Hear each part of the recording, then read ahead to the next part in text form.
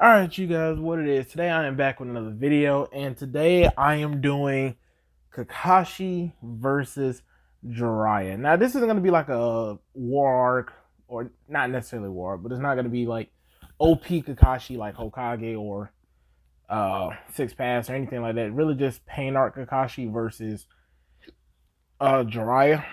And like I said, I really want to do this video. Like I said, I haven't done a versus match in over 2 months. And on top of which, like I said, I've seen a lot of videos, people from like Sir Splash and other YouTubers out there that kind of do this battle. And I honestly think, though they do reasonable, I do think they kind of downplay Kakashi just a tad bit. So this is kind of going to be more about how I think Kakashi would fare up against Jiraiya, not necessarily a true versus battle. But regardless, before I actually get into the actual like what I think will happen, I do have to debunk a few conceptions or misconceptions. Sorry. Number one is that oftentimes when I see someone bring up Jiraiya versus Kakashi, they usually bring up the panel saying, with Paul saying that Jiraiya took on all six, or sorry, not Paul, but Kakashi saying, I can't believe that Lord Jiraiya took on all six paths at once. And that's because Kakashi don't know how the battle went down. He's just simply saying, like, if he did, like, wow, that's amazing. When we, as the viewer, know for a fact that Jiraiya never took on all six at once and actually lasted successfully. He essentially took on three of the passive pains, with two of them being pretty much fodder tier in terms of actual power, with one of them being more like a annoyance with his ridiculous abilities. The three paths that he took on were essentially part of the lower tier, more or less. And those paths were the animal paths, which always creates the weird summoning creatures, which are annoying in its own right, but not that deadly per se. The I never remember the name, but the soul path that allows him to literally rip out people's souls. Usually does that for information gathering, not necessarily a fighter, which is why he was sacrificed in the Naruto battle. And of course, the Preta path, which isn't necessarily a tank, it just simply has the ability to absorb any and all ninjutsu, which what we saw when he ended up fighting against Jiraiya. He was just constantly absorbing his ninjutsu. On top of that, like, not only did he fight the weaker tier amongst the passive pains, but even then, just with fighting those three, he felt necessary, risking his very life trying to use Shadow Clone and stuff to fight, just so he could summon Ma and Pa, so he could use Sage Mode against these low tier beings. And even then, he just barely won, and only won because they used a Genjutsu on them. Whereas we see where he actually does fight against the all six passive pains assembled, he gets pretty annihilated. You know what I'm saying? Not only does he get kind of annihilated, but granted, the Ultra Pass somewhat caught him off guard. But nonetheless, the fact that when all six arrived in the first place, Jiraiya seemingly just couldn't do anything with him.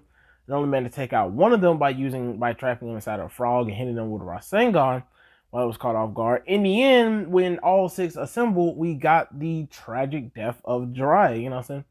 The essential first major death of a character in Naruto that, of course, hit all of us hard nonetheless, but still, it was just the fact that when all six assembled, Jiraiya stood absolutely no chance, and he barely stood a chance against three of them in the first place that are of the lower tier category. So just the fact that all this kind of combined, I just wanted to get that notion out of the way, that he did not take on all six at once.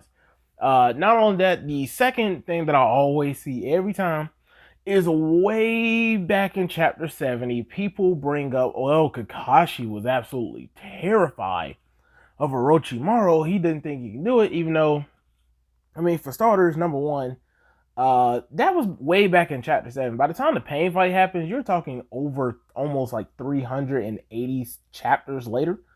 You know what I'm saying? It's like chapter 422 is when the fight takes place. So it's a long time from there. So he clearly would have gotten stronger. Two, if you actually remember how that happened in the first place and actually read the panel, he said, how did that happen? Like, did I miscalculate what happened? Because when Orochimaru first got there, Kakashi was definitely very on guard, but he wasn't terrified at that moment. He was actually prepared and even threatened Orochimaru, like, yeah, try and take Sasuke, and I will cheat. You know what I'm saying? I'm about to hit you with this lightning blade. So keep that in mind as well. He didn't get scared until that later moment. On top of that, his fear could have been more relative, not to the fact of Orochimaru's power, but he could have just simply miscalculated because he's based Orochimaru off of his first encounter. We encountered when he was young and part of the Anbu. So he probably just made the miscalculation of the fact that, oh, he's actually a lot stronger. And I know a lot of people say, well, that was just filler, but it's actually, I believe in all the research I've seen, it's part of the Kakashi light novel, so it is canon nonetheless. But still, it could just be he miscalculated because he didn't realize Orochimaru grew that much more powerful. Though it is a little bit of headcanon for me, I still think it's very well substantiated headcanon. Nonetheless, even if he was terrified of Orochimaru, that's no big deal because Orochimaru, just before he even got into Leaf Village, killed the fourth Kazekage, the same Gaara's father, and the same Kazekage that oftentimes whenever the One Tail with Rampage would be the one to take it down and reseal it. Not only that, that same Orochimaru then later on goes on to fight the third Hokage, you know what I'm saying, and actually manages to kill the third Hokage, who by the databooks stated he was the strongest Kage at the time. That would include beings like A and even Oniki, or Anoki, sorry, of the Hidden Cloud. Not only that, even after getting his jutsu sealed away and being in a body that was constantly rejecting him because he was putting it off so he could take over Sasuke's body, he managed to go toe-to-toe with Naruto in his version 2 four-tailed cloak. So literally, like, this same Orochimaru, like I said, I mean, think about it, he has no jutsu to use, he's severely weakened, and his body is essentially given out on as we speak, and he's still capable of going toe-to-toe with the Four Tails. Okay, and that's just a weakened Orochimaru, let alone the fact that if you look on it, and remember Jiraiya himself said he had 2 near-death experiences, and one of those was dealing with Naruto, a weaker kid Naruto, who's probably chakra wasn't as strong as the current Four Tails, but even if you were to say it was, it still doesn't matter because Jiraiya was put near death by it. We don't know if he used Sage Mode or not, and I'm pretty much going to say that he didn't, but still, just the fact that he became near death nonetheless, while Kakashi was ready to deal with Orochimaru until that point. So it's not an anti-feat. Now, alright, so now that I feel like I've kind of addressed those two situations, we can kind of get a little bit into why I think Kakashi could handle Jiraiya a little bit better than a lot of people say. And that is because Kakashi fought against the 2 most durable and most powerful passive pains, that being the Tendo and Asura passive pain. And he essentially was going to do it 1 against 2 or 1v2. Now, I know a lot of people are going to say, well, he did have help from Choji, and a few other members. But if you actually look at the panel, he even says, like, oh, well, I actually have something in mind. But this will help me save chakra, kind of implying that he could have dealt with both of them. You know what I'm saying? He could have somehow found a way to kill Tendo and the Asura path of pain by himself, but it just would have took a large portion of chakra, which those same 2 would have falterized the other 3 that Jiraiya struggled with. Not only that, but Kakashi was also fighting them while Paul himself stated like he has to figure out the passive pain's abilities. Jiraiya only told him that, yeah, they share vision and they're the real one's not among them. But Paul said he had to figure out exactly what their ability was. Now, I know I'm kind of seeming like, well, this means that Kakashi really could defeat Jiraiya. But I'm really more, like I said, I'm currently just trying to show you why I think Kakashi can do a little better. But it doesn't mean that Kakashi is just automatically going to one-shot. Jiraiya has a lot of tricks up his sleeve as well. You know what I'm saying? It's not that Jiraiya is just going to get falterized because of these few things that I'm trying to debunk for Kakashi. One of those biggest things that Kakashi is going to have to deal with is the fact that Jiraiya has the summoning jutsu ability of the toes of Mount Miyaboku. Just Gamabunta himself was able to deal with a somewhat bound Shikaku. I don't think that he was stronger than Shikaku. It's definitely shown that he isn't, especially later on in the shipping when we see Shikaku has sealing techniques and everything else. But still, Gamabunta is at least somewhere in the same ballpark as a tailed beast. And I'm sure the other 2 companions are also at least somewhat similar to him. But definitely weaker, but still similar nonetheless. Not only that, he also has his Toad Mountain biome that he used when in our first somewhat battle of him when Itachi and Kisame came to kidnap Naruto.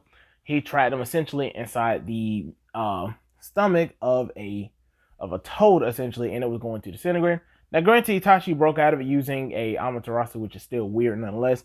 So I do think Kakashi will be able to break out of it too, but still, he does have that technique nonetheless.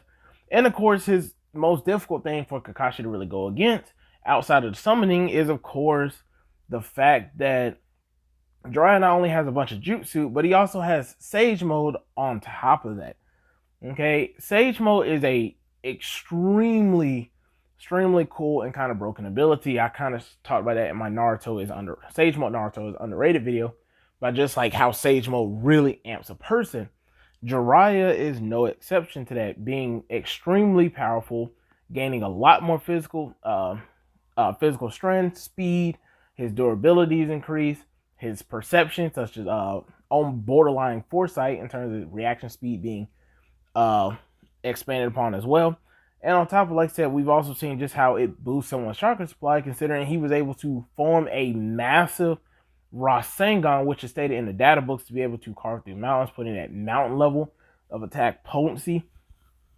So granted, it was absorbed by the Prey Path, but like I said, the Prey Path is haxy, though it's weak, it can still absorb any and all ninjutsu. But still, the fact that he can just instantly whip out a mountain level jutsu is no small feat.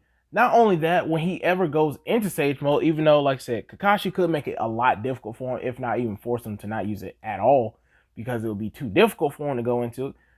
If he manages to get into it, he also has Ma and Pa as essential backup as a way, because they can use their own ninjutsu as well, on top of the fact that Fugaku, or not, keep saying Fugaku, but Pa and Ma are both also physically strong and extremely intelligent. And on top of that, not only do they help a lot in the pain fight, but they also have the most difficult thing for Kakashi to overcome, and that is the fact that they have a auditory genjutsu. Kakashi so far has shown that he does have genjutsu himself and is pretty resilient against it, at least to some degree, except for the Tsukiyomi. But still, nonetheless, auditory genjutsu is a bit different. He could still break out of it, or like I said, just have his clone get trapped in it, but still, it is difficult nonetheless. Now, this part I already know a lot of people are going to say, oh, this is wrong, so this is different Kakashi. But not only that, but Kakashi isn't out of the race yet, even though Sage Mode would definitely be of trouble for him.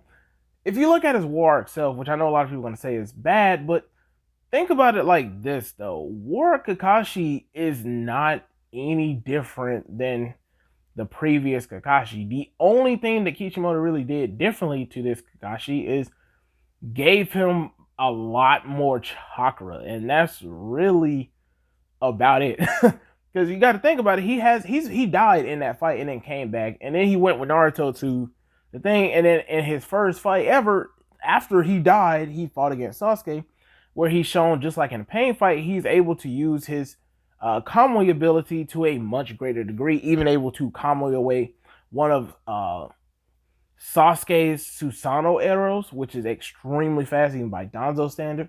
Not only that, but even then, like I said, yes, his stamina is increased, but his power should still be same to the pain fight. And if that's good, like I said, he also went and fought against multiple version 2 tailed beasts at once. Granted, with the help of Guy, but he still took on, I think it was version 2 tailed beasts by himself, while Guy took on the other ones, which is an extremely impressive feat, especially considering the fact that he's shown a new jutsu, the lightning cable, which allowed for him to literally form 2 lightning blades and form a lightning cable out of it, and literally went through bisecting version 2 tailed beast arms and tailed beast himself. Like, that is a really impressive thing, especially when you look at no one else has been able to do that. Even the most prominent figures like Orochimaru, when he fought against Naruto in his tailed beast version 2 state, he couldn't even pierce it with the Kusanagi blade, while Kakashi is able to casually do it with lightning cable. Is an definitely impressive feat. He also has the fact, like I said, of course, his namesake, Kakashi of the Sharingan. The same being able to literally also copy and has been shown to use over 1,000 jutsu, or not shown, but he's stated to be the man of 1,000 jutsu. And not only that, with the Sharingan, also not just the 3 Tomoe, but a Mangekyo that allows him to literally use a space-time ninjutsu that allows him to warp anything to the Kamui dimension. Definitely gives him a bit of edge, not to mention the fact that he's also able to, with the Sharingan, predict movements and have his own form of foresight, and able to adapt to people and predict sound and read signs perfectly. As well as the fact that one of the jutsu he was able to copy was a Rasengan. And on top of it, now, since he was able to copy that, it's actually most likely he could also form his own like massive Rasengan as well to match Jiraiya, or just simply understand exactly what he's doing and figure out a way to counter it with his Sharingan abilities. So it's a lot of routes for Kakashi to go through, and that's the point I'm trying to get across, that Kakashi is not just going to get beaten just that easily. To me anyway, at the end of the day, they're definitely pretty even. I personally think that Kakashi, in terms of base versus Jiraiya, pretty much defeats Jiraiya quite easily. But if he does, well, not easily, it'll really be around he'll win around 6 or 7 out of 10. But if he enters into Sage mode, like I said, while also having summonings out and all that stuff, it becomes a lot more difficult for him. Even though, like I said, yeah, all he has to do is get past the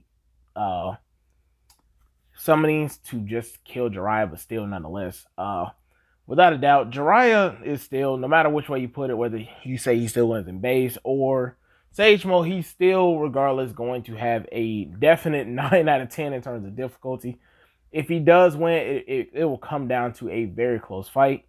And that's really pretty much all I really have to say on this. Kakashi's not as weak as people make him out to be, and he has a lot of jutsu and other various techniques, not to mention how his intelligence level is one of the greatest in the series as well. So, with that being said, you guys, like I said, I'm going to end the video here. Though I will be making a what if Kakashi went with Jiraiya to the Mist Village. So be on the lookout for that, you guys. And until next time, I'll see you. Peace.